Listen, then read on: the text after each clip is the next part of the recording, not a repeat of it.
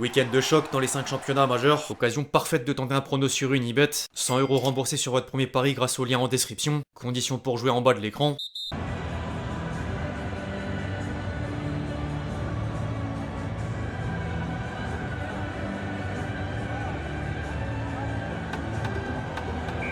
L'équipe, j'espère que vous allez bien aujourd'hui. Nouveau actu foot. Difficile de dissocier le geste de Mbappé dans l'affaire de la haie d'honneur au départ de Xabi Alonso du Real Madrid. C'est l'un des meilleurs symboles du problème depuis quelques mois. Les joueurs ont pris trop de pouvoir sur l'entraîneur en étant même protégés par Florentino Pérez, de moins en moins cohérent sur certaines décisions. Le président madrilène aura notamment laissé Mbappé et d'autres stars du vestiaire marcher sur l'autorité de Xabi Alonso, jusqu'à la pratique désormais courante dans le monde du foot comme ailleurs d'influencer l'opinion par le biais des médias. Bon, derrière les infos, rumeurs en tout genre, l'entraîneur espagnol a quand même reçu une vague de remerciements. Ça a été court, mais ce fut un plaisir de jouer pour toi et d'apprendre à tes côtés. Merci de m'avoir donné confiance dès le premier jour. Je me souviendrai de toi comme d'un entraîneur avec des idées claires et une grande connaissance du football. Bonne chance pour la suite de ton parcours. Maintenant, c'est au tour d'Arbeloa. Après un passage sur le banc de la Castilla, l'ancien défenseur du club merengue est confronté à la lourde tâche de lier résultats sportifs et qualité de jeu, en plus de la gestion des égos jusqu'en fin de saison. Coïncidence, Manchester United vient de faire un pari similaire avec Michael Carrick. Le club mancunien a misé sur l'ancien milieu des Red Devils pour succéder à Ruben Amorim dans un contrat de 6 mois avant la potentielle arrivée d'un coach de renommée l'été prochain. Affaire à suivre. En parlant d'entraîneur, impossible de passer à la suite sans citer Roland Courbis, malheureusement décédé lundi dernier. Joueur, entraîneur, puis consultant radio et télé, il était une figure éminente du foot français à la passion sans limite pour reprendre le journal L'équipe. Un peu plus de 2 semaines après Jean-Louis Gasset, fin 2025, début 2026, c'est pas joyeux. Bref, on va sans plus tarder rentrer dans le vif du sujet, mais juste avant les amis, je vous demande un service, le même que d'habitude, à savoir évidemment lâcher votre plus beau like.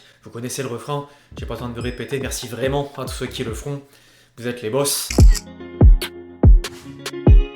Gendouzi pouvait difficilement espérer meilleur début au Fenerbahçe. Tout juste arrivé en provenance de la Lazio, l'ancien Marseillais a d'ores et déjà marqué les esprits face au rival Galatasaray en finale de Supercoupe de Turquie. Buteur, célébration clim, homme du match et premier trophée sous le maillot du club Stambouliote. C'est prometteur, d'autant plus qu'il va peut-être former la paire avec un certain N'Golo Kanté sous peu. Le Fenerbahçe serait proche de signer le champion du monde 2018 en fin de contrat du côté d'Al Ittihad. Retour en Europe et Coupe du Monde en vue.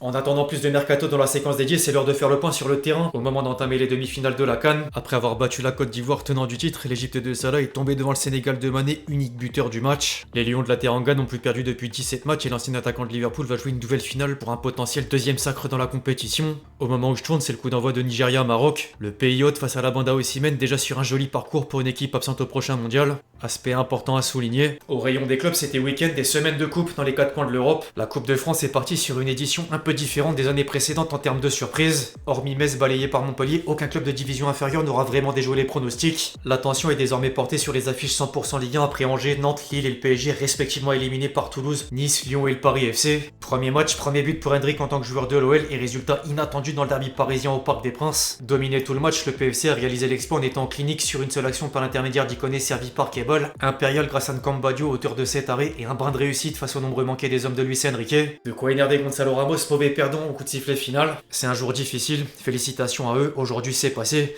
Nous on a voulu jouer notre jeu, ils ont essayé de perdre du temps et ont ensuite marqué, c'est ça le résumé du match. Seulement une équipe a voulu jouer, l'autre équipe je sais pas ce qu'elle est venue faire. Bravo à eux pour la qualification mais ils n'ont pas joué au football, l'arbitre a laissé faire. Je pense que c'est le plus grave, ils ont fait de l'anti-jeu dès la première minute et l'arbitre faisait que regarder. Il a rien fait, n'a rien dit, ça devrait pas se produire. Les arbitres sont là pour faire appliquer les règles, pour pas laisser que ce type de jeu ait lieu. On est là pour jouer, c'est pas agréable, c'est pas une excuse, on est prêt, on est une équipe de haut niveau. Le PSG vient donc d'être sorti en 16ème de finale, une première depuis 12 ans. Derrière, la compétition n'était plus arrivée au 8ème de finale sans le moindre petit poussé depuis la saison 90-91. Le prochain tour sera déjà réservé aux clubs de Ligue 1 et Ligue 2 exclusivement les 3, 4 et 5 février prochains avec quelques chocs, dont Marseille-Rennes et Strasbourg-Monaco.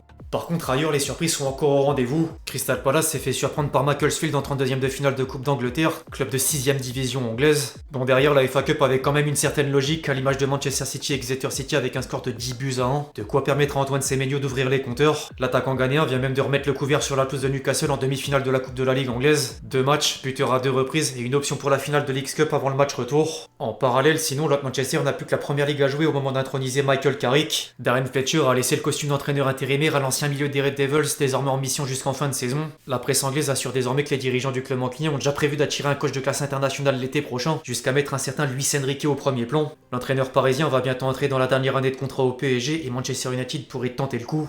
Du côté de l'Espagne, la coupe a également donné lieu à plusieurs événements. D'abord dans le derby madrilène en demi-finale pour l'altercation Vinicius-Diego Simeone. L'entraîneur des Colchoneros a essayé de sortir l'attaquant brésilien du match avec des provocations par la parole. Florentino va te virer, souviens-toi de ce que je dis. Vini, écoute le public, il te hue. Bon, derrière, le Real a battu l'Atlético Madrid, de quoi amener une réponse de Vinicius sur les réseaux sociaux. Simeone a perdu un autre match à élimination directe. Au final, l'entraîneur argentin a présenté ses excuses en conférence de presse. La finale avait ensuite des conséquences bien plus importantes. Le Barça est venu à bout du rival madrilène avant l'affaire de l'Aïe d'honneur refusée par Mbappé, toujours sans trophée sur le plan national, et l'éviction de Xabi Alonso, remplacé par Arbeloa dans la foulée. Le départ de l'entraîneur de 44 ans était sans doute prévu depuis longtemps. La presse espagnole a livré plus de précisions sur les derniers épisodes. Xabi Alonso n'aurait pas démissionné, mais c'est un licenciement négocié. Le Real Madrid va pas payer l'intégralité du contrat jusqu'en 2028, mais que les 6 derniers mois de contrat de la saison en cours grâce à une clause. Il est également indiqué que l'ancien entraîneur du Bayer Leverkusen était épuisé par l'ego, le manque de respect constant des joueurs et de soutien de la part du club au fil des semaines. En novembre, Xabi Alonso a même eu une altercation avec certains membres du vestiaire à l'entraînement. Je savais pas que je venais entraîner une crèche. Une phrase lâchée face au manque d'effort des joueurs, leur chuchotement et mine douteuse. Maintenant, Arbeloa a 6 mois devant lui. Le Real Madrid serait déjà en action pour la suite en ayant le rêve de signer Jürgen Klopp et l'idée Enzo Maresca sans club après avoir quitté Chelsea. Certaines sources vont même jusqu'à dire que l'entraîneur allemand pourrait accepter une proposition du club merengue. Affaire à suivre.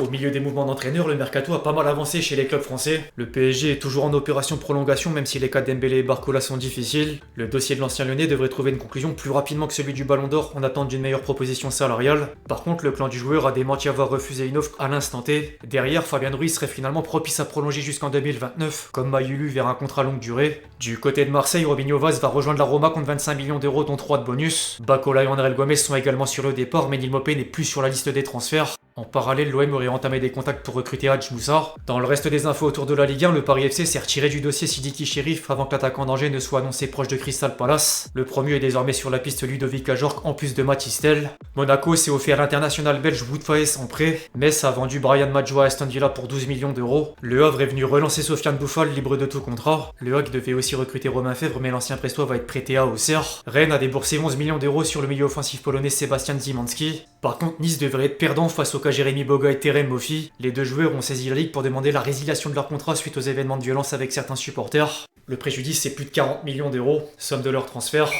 Fin de l'aparté mercato pour une séquence équipe de France, après avoir eu l'info de où elle va séjourner à la Coupe du Monde. La Fédération Française de Football a publié une vidéo dans laquelle le staff de Deschamps est en visite du camp de base des Bleus à l'hôtel du Four Seasons du centre-ville de Boston. Il y a quelques photos pour avoir une idée. Salle de restauration, réunion, la devanture ou encore les piscines. De quoi être dans les meilleures dispositions pour offrir une belle compétition. A noter que l'équipe de France aura un dernier test avant le mondial. Fin mars, la sélection tricolore va affronter le Brésil à Boston et la Colombie à Washington. 2 matchs amicaux, 2 matchs de prestige. Second poteau,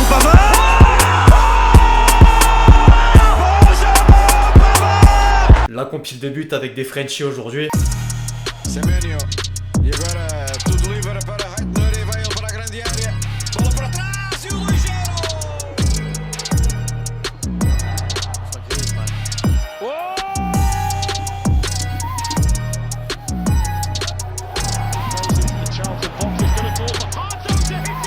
Kevin apoya, riega, el balón para Carlos Romero, su golazo. Harry Kane, Harry.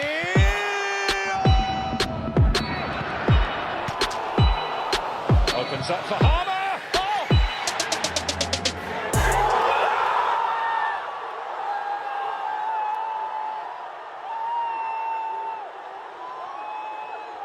Enfin bref, l'équipe c'est tout pour l'actu foot du jour, j'espère vraiment qu'il vous a plu, je compte sur vous si c'est le cas pour lâcher votre plus beau like, comme d'habitude. N'hésitez pas à réagir dans les commentaires sur tous les sujets qu'on a pu traiter aujourd'hui, et puis d'ici là on se retrouve très vite sur la chaîne pour de nouvelles vidéos, c'était Lexti. Ciao ciao.